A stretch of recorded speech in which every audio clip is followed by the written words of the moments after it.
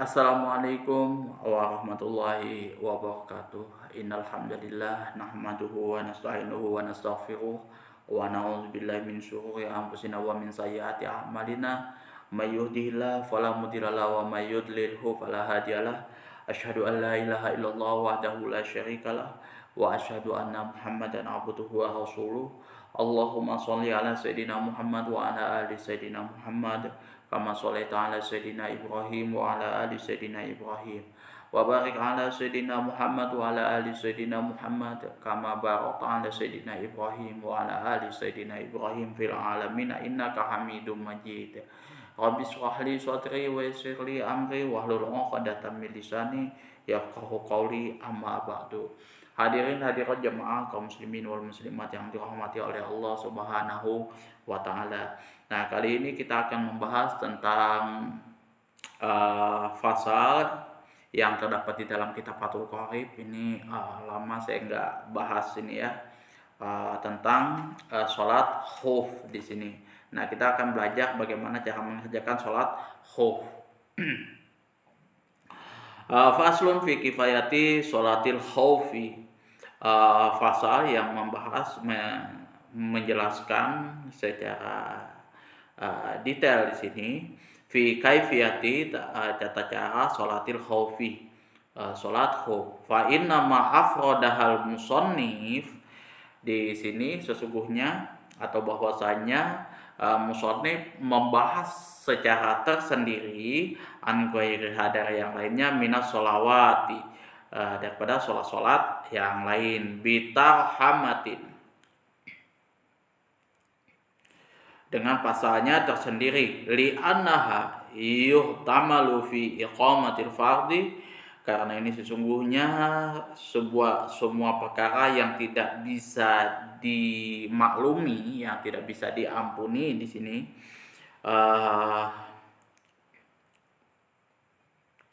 fil khaufi, di saat waktu genting, wala yuhtamalu fi ghairihi, dan juga di luar waktu yang diampuni ya, di luar waktu gawat darurat. Jadi di sini sholat khauf di sini fungsinya adalah sholat yang dilakukan pada saat gawat darurat. Contoh waktu perang. Nah, itu kita melakukan sholat khauf, dan biasanya ini umum kalau misal dilakukan oleh kawan-kawan yang kayak di tentara. Nah, itu penting ini untuk dipelajari di sini. Karena kalau tentara itu ya riskan perang seperti ini, kayak misalkan perang di Timur Leste, kemudian perang-perang di tempat lain kayak di Lebanon dan lain sebagainya. Wasolatul khaufi, sholat khauf itu anwaun kasiratun, terdapat berbagai macam cabang di sini. Tublausit tata adrubin, jadi ada 6 cabang, ada 6 macam, kama fi sahih Muslim, sebagaimana yang terdapat di dalam kitab Sahih Muslim. Jadi kalau kita baca di dalam kitab Sahih Muslim, sholat khauf di situ ada 6 cabang yang dia bahas di situ. Iktasara al-musannifu minha ala salasati atrubin. Jadi di sini seorang musannif, pengarang kitab ini, meringkasnya menjadi tiga macam di sini.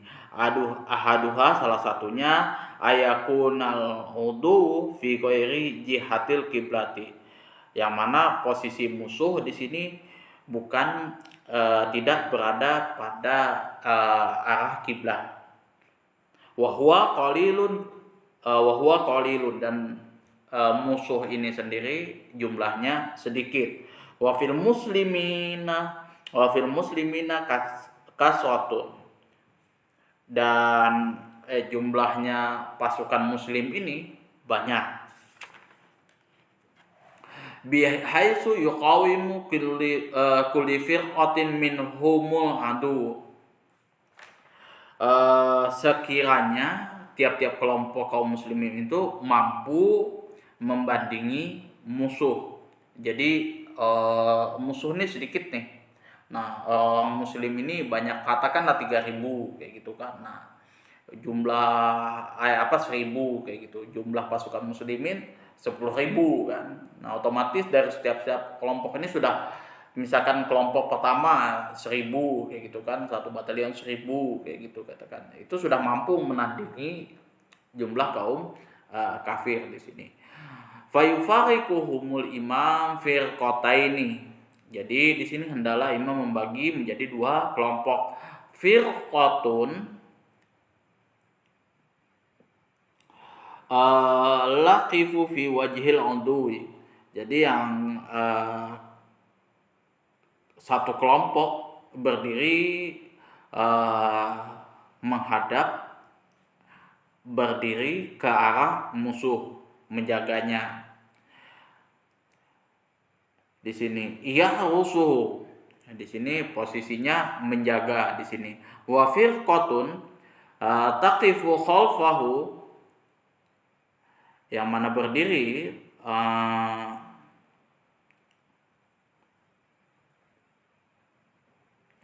khalfal imam, di sini berdiri di belakang imam. Fayusolli bi firqatil lati khalfahu raq'atan summa ba'da qiyami li raq'ati saniyati tatimu li nafsihi bi qiyamati sholatiha.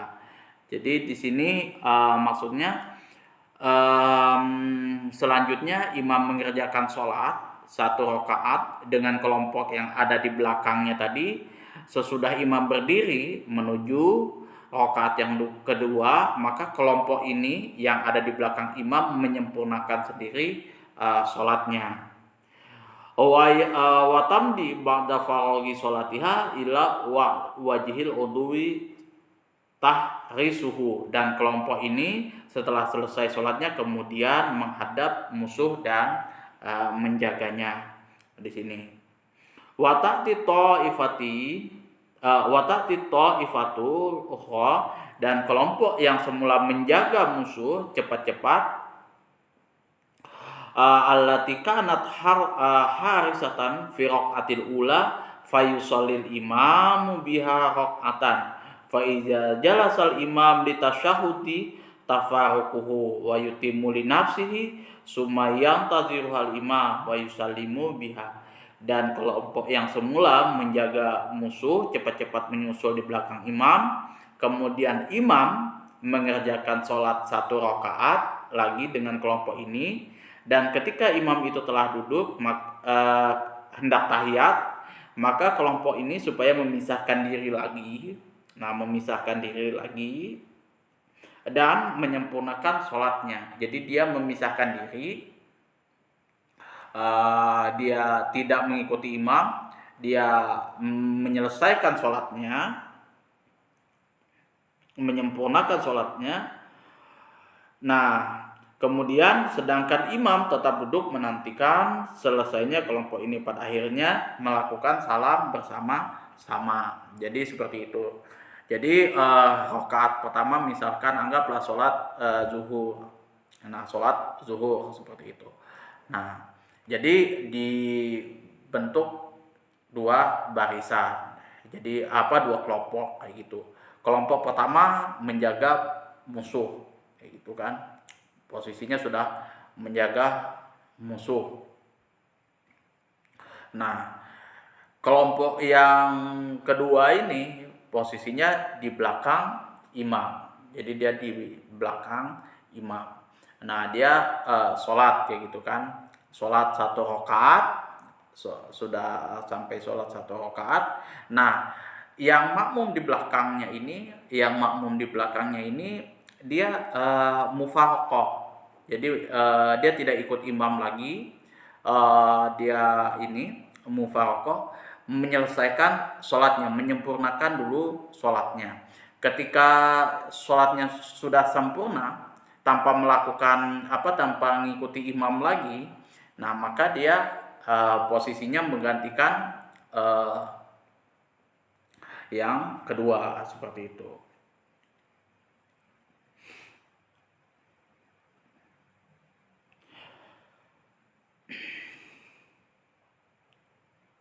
Wa hadhihi sholatu Rasulillah sallallahu alaihi wasallam bidzati riqaq summiyat bidzalika li annahum raqa'u raya fiha rayatihim wa qila ghairu dzalik. Dan inilah salat Rasulullah ketika berada di desa Dzatir Riqa'. Nah, pemberian nama seperti itu karena mereka kaum muslimin di desa tersebut menambal kendaraannya. Jadi dikatakan Dzatir Riqa'. Kemudian ini pembahasan yang kedua, jenis yang kedua adalah wasani ayakuna fi jihatil kiblat. Jadi musuh itu posisinya di hadapan di arah kiblat. Fi makanin la yasturuhum an ayunil muslimina syai'un wa fil muslimina kasratun tahmilu tafaquhu. Bila musuh berada di arah kiblat, suatu tempat yang tidak terdapat sesuatu yang menutupi musuh dari pandangan kaum muslimin yang jumlahnya banyak, maka boleh membagi-bagi kaum muslimin di sini. Fayasufuhul imam soffaini, maka hendaklah imam tersebut membagi kaum muslimin itu menjadi dua baris. Masalah seperti itulah contohnya. Wa yuharimu bihim jami'an, maka di situ imam melakukan takbiratul ihram secara bersama-sama. Fa iza sajadal imam fi raqatil ula, apabila imam tersebut melakukan sujud untuk rakaat yang pertama, sajada ma'ahu ahadus shoffain, maka salah satu dari dua shaf tadi sujud bersama imam. Sajadatain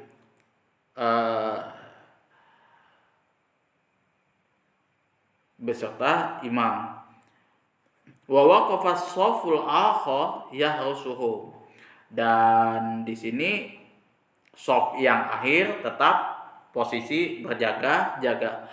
Fa iza rafa'al imam ra'sahu sajadu walahiku wa tahaddul imam bisoffaini wa yusallimu bihi. Nah, jika ketika imam mengangkat kepalanya, maka sujudlah kelompok barisannya ke satu dan terus menyusul imam, dan bertahiyatlah imam dengan dua kelompok barisan serta salam bersama-sama. Wa hazi sholatu Rasulullah sallallahu alaihi wasallam bi asfani wa hiya qaryatun fi tariqil hajjil misri bainaha wa baina makkati marhalataini sumiyat bidzalika li asfis suyuli fiha. Inilah salat Rasulullah waktu berada di desa Asfan, yaitu suatu desa di jalan menuju haji bagi orang Mesir, 2 kali perjalanan antara Asfan dan Mekah. Dan dinamakan demikian karena Asfan merupakan tempat penentu banjir. Nah, ini salah satu cara sholat khuf pada saat posisi musuh ada di arah kiblat. Itu. Jadi kalau tadi membelakangi kiblat, di luar arah kiblat, nah ini posisinya pas di arah kiblat. Nah, kemudian yang pembahasan yang ketiga di sini wasalisu ayakuna fi syiddatil khauf wa tihamil harb. Jika keadaannya memang betul-betul gawat darurat, betul-betul genting, dan pada saat itu peperangan sedang berkecamuk. Wa huma kinayatun an syiddatil ikhtilati bainal qaumi bihaitsu yaltasiqu lahmu ba'dihim ba'din. Ini merupakan suatu petunjuk, suatu kinayah ya, suatu kiasan dari suatu keadaan yang kritis dalam peperangan antara suatu kaum di sini sekiranya sebagian daging mereka bertemu dengan daging yang lain. Jadi memang betul-betul sudah berkecamuk betul. Jadi sudah bertemu badan ketemu badan di sini. Fala yatamakkanu min tahqil kita. Di sini tidak mungkin lagi untuk meninggalkan medan pertempuran di sini. Wala yaqdiru 'ala nuzul, dan tidak mungkin lagi turun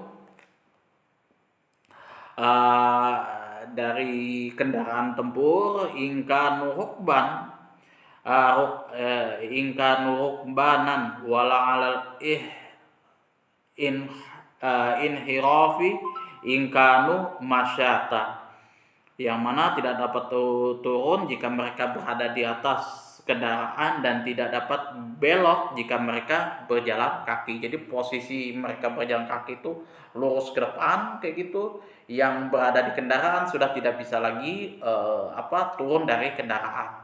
Jadi posisinya anggaplah kayak contoh film Fury lah, seperti itu ya kan, film Fury itu kan. Nah itu posisi mereka sudah jalan lurus kayak gitu kan, tank sudah berjalan posisinya. Nggak mungkin lagi posisi mereka ini di saat seperti ini untuk turun dari tank tersebut. Jadi posisi sudah wajib sudah jalan. Fayusalli kullu minal qaum kaifa amkanahu rajilan, maka hendaklah tetap mengerjakan sholat dalam keadaan berjalan kaki menurut kemampuannya. Di sini ay masyiyat aw raqiban mustaqbilal kiblati wa ghairul mustaqbilati mustaqbilin laha wa yu'adzaruna fil a'malil kasirati fis sholati kadobati mutawalliyati. Ya, jadi atau naik kendaraan dengan menghadap kiblat atau tidak. Jadi nggak perlu lagi sudah menghadap kiblat ini. Posisi kita sudah jalan, mau itu menghadap kiblat atau tidak ya sudah.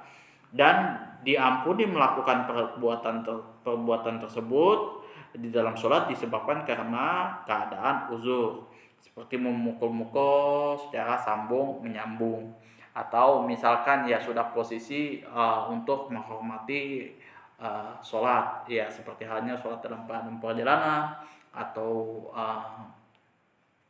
berjalan kaki, ya sudah itu posisi kita sudah sholat dan itu posisi memang genting.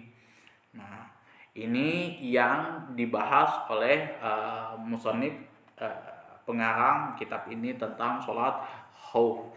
Dan jujur saya maklumi kalau misalkan dari beberapa ustadz, dari beberapa orang kayak saya kurang begitu memahami sholat ini, karena kita warga sipil jarang tahu ya kan kalau hal kondisi-kondisi seperti ini. Ini biasanya hanya ya kalau misalkan kayak tentara ya kan, tentara ini perlu simulasi sholat khauf seperti ini kan, itu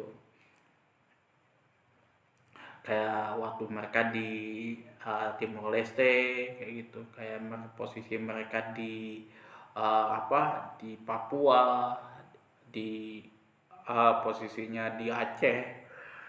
Nah itu penting mengetahui bab ini. Ini saja yang dapat saya sampaikan. Ya kurang dan lebihnya saya mohon maaf apabila ada kata-kata yang tidak dimengerti sama teman-teman. Nanti pembahasan ini mungkin kurang dipahami, bisa teman-teman tanyakan di kolom komentar. Nanti kita akan masuk lagi kepada pembahasan bab pakaian, apa-apa saja yang tidak boleh digunakan. Kemudian kita masuk kepada mayit. Di sini memandikan mayit, mengurus mayit dan lain sebagainya di sini yang berhubungan dengan mayit. Jadi nanti kita bahas masalah pakaian, kemudian pembahasan yang berhubungan dengan mayit, kemudian lanjut nanti itu takziah seperti apa nanti baru bab zakat di sini. Dan di sini tidak dibahas tahlil, tidak dibahas masalah tahlil ya kan. Itu ya perbedaan-perbedaan pandangan aja sih itu. Jadi kalau yang masalah berhubungan dengan mayit itu apa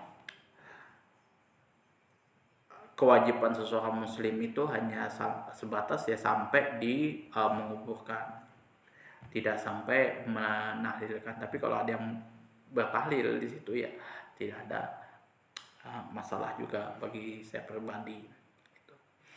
Itu saja, akhirul kalam, wabillahi taufiq wal hidayah. Assalamualaikum warahmatullahi wabarakatuh.